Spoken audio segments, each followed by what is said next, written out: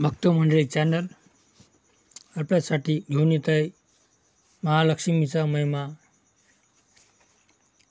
एक गोष्ट आहे सोपी आणि सरळ। एक गरीब व्यापारी होता। तो आपला व्यापार करून घरचा उदरनिर्वाह भागवत असायचा।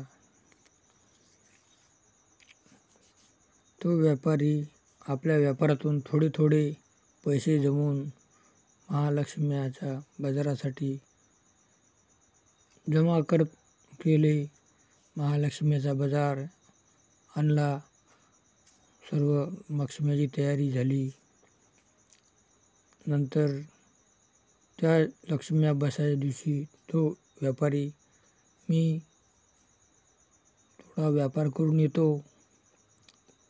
देव बसायच्या टायमापर्यंत, लक्ष्म्या बसायच्या टायमापर्यंत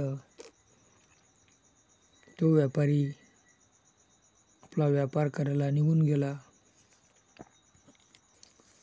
त्या दिवशी महालक्ष्मीचा महिमा खूप वेगळा असतो।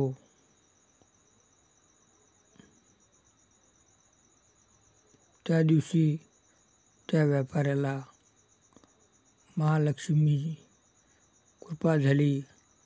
त्याला एवढी गिरायकी झाली, त्याला गिराईक करायचं सुचेना। त्याचा भरपूर धंदा झाला। त्या व्यापाऱ्यावर महालक्ष्मी प्रसन्न झाली।